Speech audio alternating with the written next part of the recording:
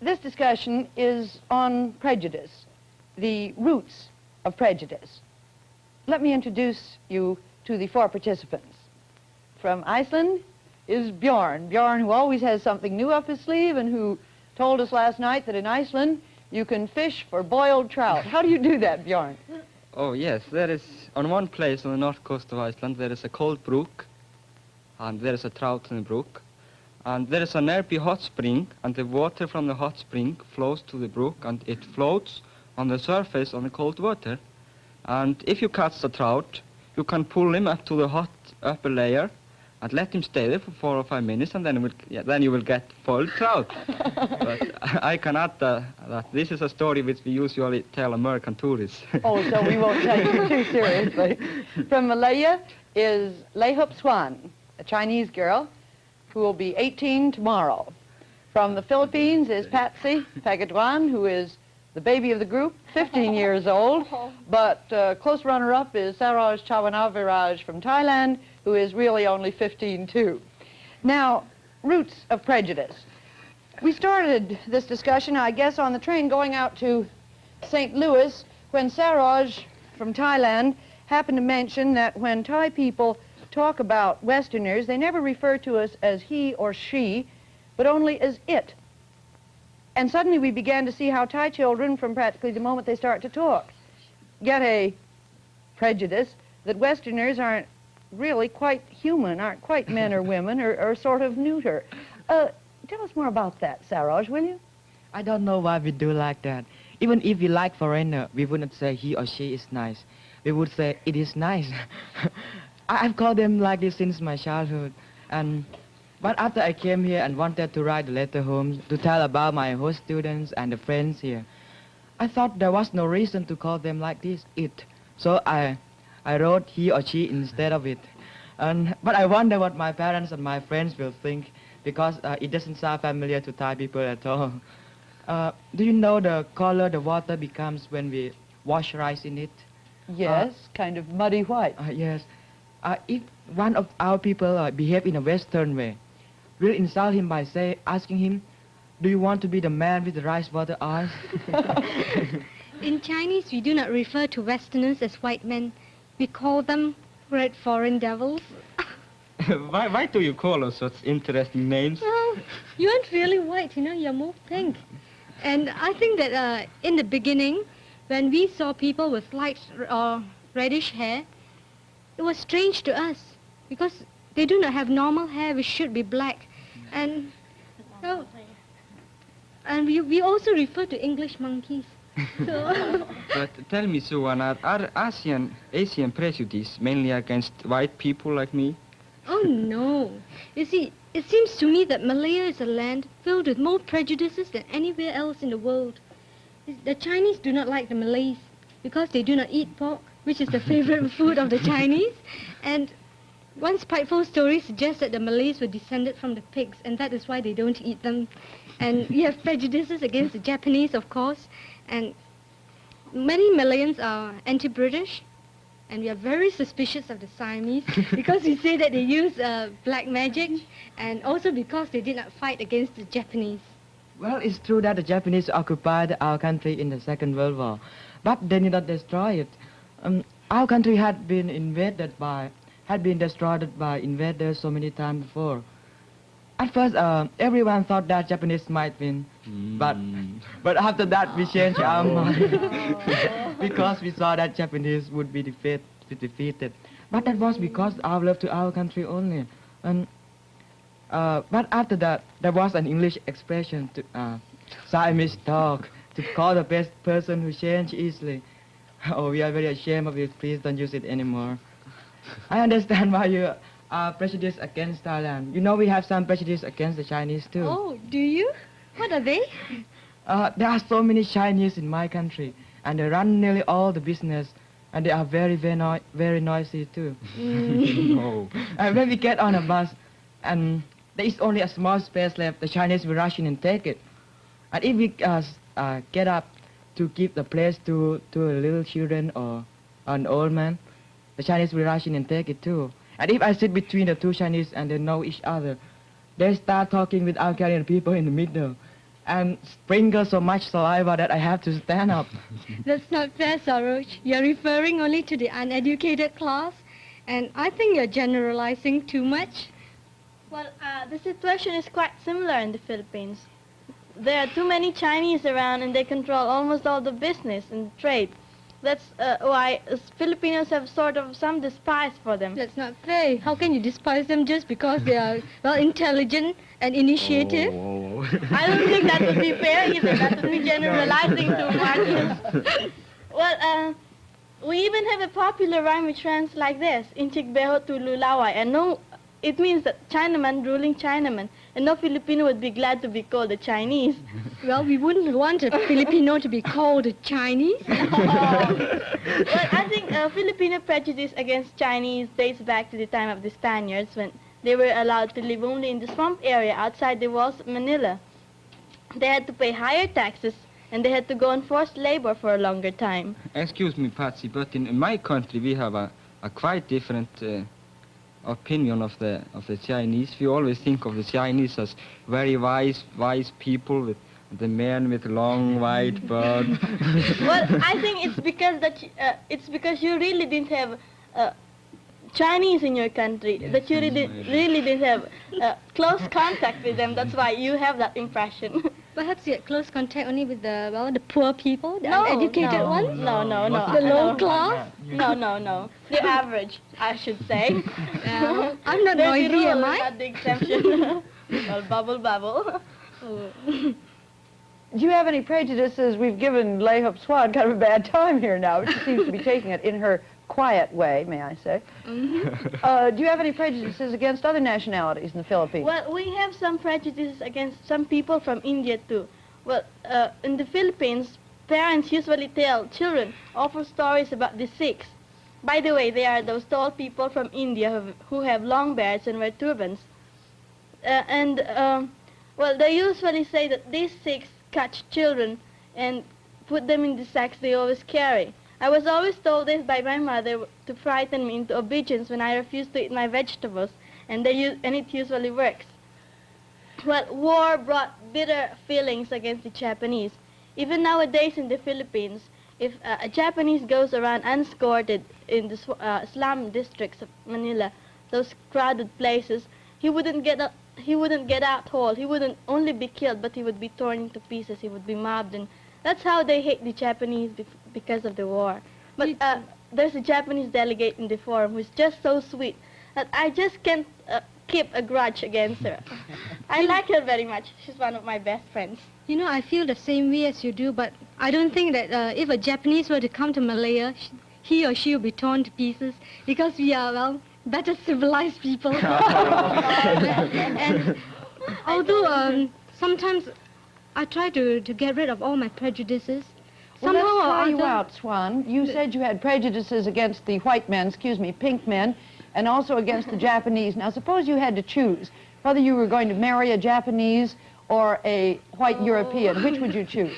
I don't think I'll choose either. Well, but suppose you had to.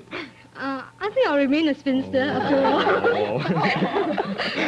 all. On this subject of prejudice, I wonder how many of them really begin way back in the nursery, like you said yours did about the Sikhs. I think it is very true. The only people I have ever hated are the Turks. I used to pray from my early childhood, God save me from the Turks. And when I was disobedient, my mother used to tell me that the Turks would come and take me. And as I was often disobedient, I lived in constant hysterical fear of the Turks. And I started hating these atrocious savages. And yet I had never seen a Turk before I met Under. I think they started hundreds of years ago, in the early days of the Ottoman Empire. Then pirates from Turkey or from Algeria used to sail to the northern countries and plunder the churches and steal healthy people for slaves. And since then, the word Turk has the meaning of something which is aggressive and warlike. You know, since we've got a Turk right here in the studio, I think we probably ought to produce him and you can't produce a Turk in 1958 without a Greek. So I'm wondering, Patsy, would you and Swan cede your places to Önder Güler from Turkey? And where's Önder? Here comes Önder. He's the one who was playing the mandolin at the opening of the program. That, by the way, is the Forum Blues that Önder composed shortly after he got here, and it's become almost our theme song. Everybody knows it. From Greece is Angeliki Layu. Now, go ahead, aggressive and warlike Turk. Did you follow fully what Bjorn said about Turks? Yeah, I was listening to him, and you know, we Turkish people would like very much for the other nations to see the difference between the Ottoman Empire and the modern Turkey today. Unfortunately, the people who don't know enough about the things that happened in the 20th century always mixed up their prejudices about the Ottoman Empire with their thoughts about modern Turkey. I just wonder if you do the same thing in Greece, Aike? Well, I just wouldn't say that we do the same thing in the same way in Greece. But it's interesting that one ocean and one continent across from Iceland, we still have kind of the same feeling towards the Turkish people. And I would say that it's kind of more natural for us because we really have suffered much during the 400 years of the Turkish occupation. And because we had to survive, our nationalism and our difference from the Turks, which came to be that we were better than the Turks, had to be stressed. And even today, if we see someone who doesn't eat in a very polite way, we usually say, "Are you a Turk?" And it works. And at school, when we study history, we usually say that the Turks have destroyed a great civilization, our civilization. And what is interesting is that some people get the idea that really they didn't have any civilization, any great civilization of their own, and that, well, they're not very well educated, and in general that no Turk can be any good. Also, another strong prejudice in my country is that the assurance that some people have that the Greek people, now and forever, is one of the most important and intelligent peoples on earth. It sounds pretty interesting, Yes, you know. I'm glad that the word Turk has a better meaning here in the United States than it seems to have in Greece and Iceland. Am I not right that the members of the Young Turk group in Congress are glad and proud to be called Turks? Yes. Anyway, we got bigger problems with bigger nations, so we don't have the same kind of prejudice in our country against Greece. You know, when I was a little boy, I used to play Russians and Turks just the same way American kids play cowboys and Indians. This shows that our biggest problem is with the people who are the biggest problem of the whole free world today. You are also telling that we spoiled your civilization in Greece by occupying your country for more than 400 years. But I would like to point out that if the Ottoman Empire didn't give you the freedom of religion and the freedom of keeping your civilization, I don't think you would be able to talk that way today, just because there wouldn't be any nation called Greece anymore, Greek nation anymore. Well, honestly, I don't think this is a very effective argument. First of all, I think that, of course, in different countries we study history in a different way and we stress different points. But still, I think that both of us would admit that maybe in the beginning they did give a certain amount of religious freedom to the Greeks. Maybe just because they wanted to stress the Orthodox religion and keep them away from uniting in some way with the Catholics, which would produce a different situation for Turkey. But then I would say that later on there were some really bad conditions for the Greeks, and they didn't have the opportunity to study their own language. They had to study it secretly under bad conditions, and well, I wouldn't say it was much of a tolerant spirit, but still, I don't think that a nation with the long tradition that the Greeks had, with a strong national conscience, with the language, with their religion, and which was very different from the Turkish. And by the way, I think that you would admit that the Turkish civilization wasn't as great as the Greek at that time. I don't speak about today, I speak about that time. Well, I think it would survive if even after, under strong oppression, just because oppression can't limit the mind of people who have such a long tradition and who have to fight continuously as the Greeks had to fight. And I would say that after strong oppression, the nationalistic spirit just blossoms like the Greek, the Jewish, or anything else in the world. But tell me, you peaceful people, what about your feelings about the Cyprus dispute? Well, I would like to listen to the Greek point of view first. The Greek or mine? Well, I thought that your point of view was the same with the Greek point of view when I first met you in the beginning of the forum. Is there any difference now? Well, there's difference in all of my opinions and ideas in 6 weeks. Really, Anyway. Ike? Yes, certainly. And I think this is one of the most important things that this forum has done to us, to most of us. Well, go on. Forgive me for interrupting. Well, I would say that our strongest argument, the strongest argument of the people of Cyprus, is that every human being has the right to the right of self-determination. And I would say that, of course, the situation now in Cyprus is very difficult because of the strong conflict between the Greeks and the Turks. But as some British people admit, and as we point out in Greece, I don't know what you say in Turkey, this problem really didn't exist some years ago, but it began to exist just because the British aroused it, so that they could divide and rule.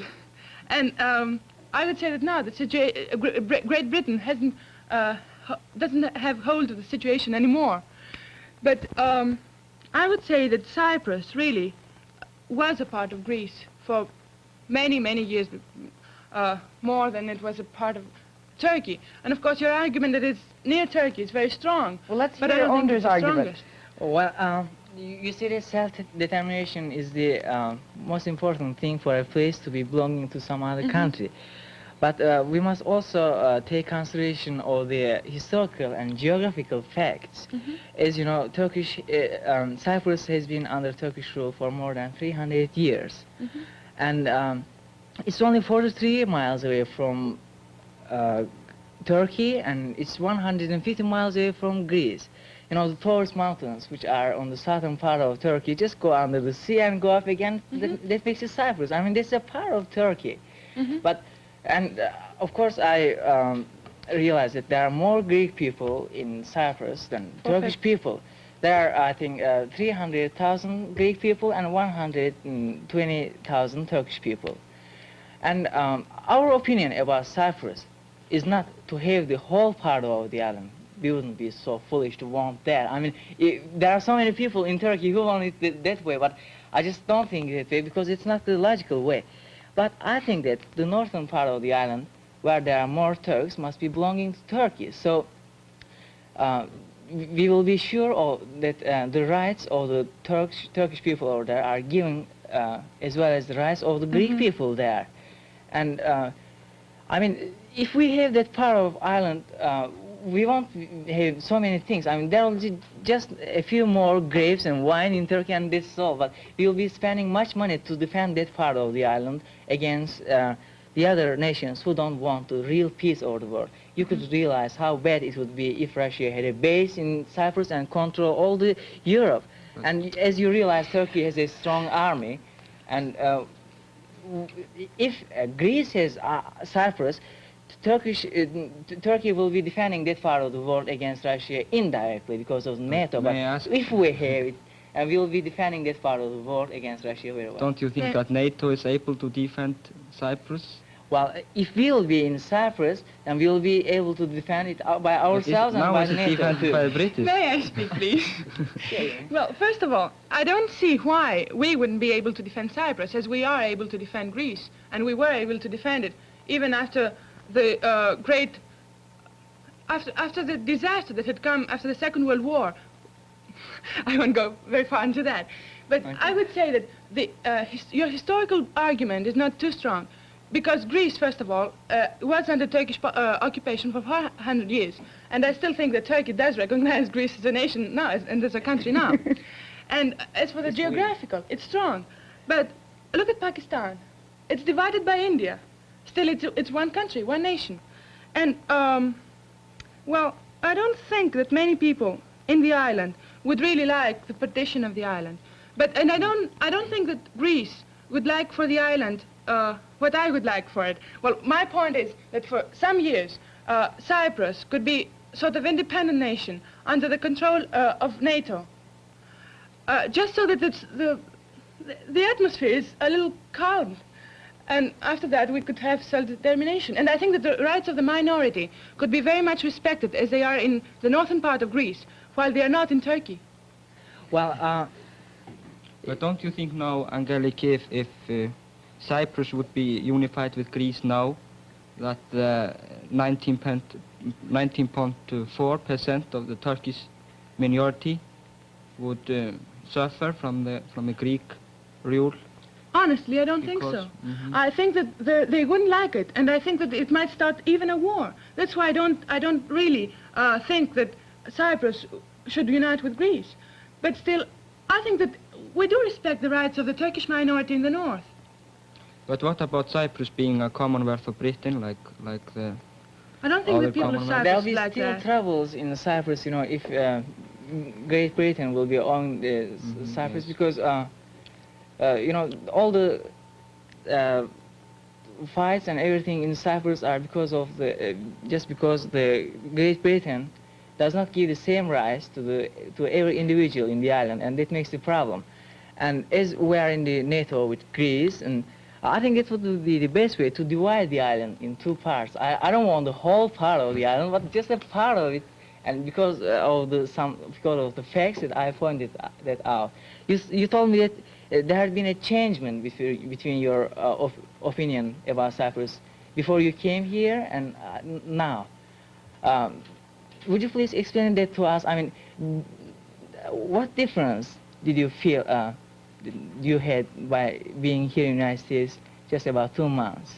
Well, when I refer to the difference, I'd rather refer to the difference between my prejudices against Turks, which weren't very strong when I came here, but they're less stronger now, much less stronger. Still, I think I've understood much better, and that really it's not a solution for Cyprus to unite with Greece right now. I mean, I had a vague idea, but I wasn't that sure. I've got to interrupt you. We've only got a few minutes more, and we've been talking so much about prejudices about each other's countries. I wonder if each of you could quickly, starting with you, Bjorn, tell us whether you have some prejudices against Americans because of Americans in your country. Yes, I think that it's not really against Americans, it's only against the American GIs who remain in the country. You say there is I would say, segregation. The American, they have a town of their own in Keflavik, their air base, and every Saturday there comes a group of Americans to our capital town. Well, who segregates who? I don't. There is I think we dislike the Americans. It is because of in the wartime. It is strange to say, but in the wartime when the American took over the defense of Iceland, the Icelandic government asked for, as I have been told, for troops who were under good discipline. But in the translation from Icelandic to English, it was mistranslated. Instead of selected troops, they said picked troops, and you sent the Marines, and it was not the best troops you could get. Let's go on quickly to Greece. Oh, well, I think we have the same problem as in Iceland, because the spirit of the community, which in some ways is a strong element of Americans in America, is not quite good abroad, because they form a clique, and we certainly don't like that. And then, the tourists who come and look at Parthenon and the old monuments and the museums, and they just pass around the old beautiful pieces of sculpture and architecture and make such sometimes silly remarks on them. And then I've heard the question asked, what on earth do you do with this money we give you? Why don't you reconstruct those old ruins there? And those old ruins, as you know, are our pride. I would like to add that often when American troops come to our Icelandic towns and they call us natives, we are very, very angry because we consider us to have at least 700 years older culture than Americans have. They feel very superior. Let's get a comment from Onda. I don't think the American service personnel in Turkey are representing their countries in the right way. When those GIs away from their country, they think that they are able to do many things, and they even think that they are free to do some of the things that which they can't even do here in the United States. So that gives a bad impression about the American people in Turkey. But anyway, Turkish people like Americans, and we like the government and policy. I just wonder, all three of you have mentioned the segregation of the Americans. It's been called golden ghettos.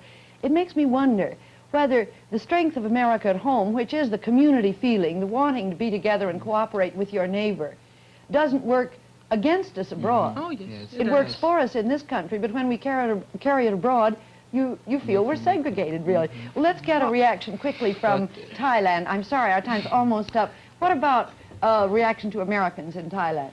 Well, I don't think the people in Thailand like the Americans so much. First, because of the GI too. There are so many GI in my country, and they're always drunken and destroy something and... But what about the aid, the American aid? The other thing, most of the people in Thailand think that we are under America secretly. That may be because of the American aids to our country. I think there are so many aids to our country, such as education, arms, military, advisory in military, agriculture, etc. So we just wonder, why are we helped so much like that? In what state are we connected? So we just have a thought and begin to think like I've told you. I'm sorry, that's all the time we've got. You just have a thought and begin to think like you've told us. Next week at this time, we'll be talking again about other routes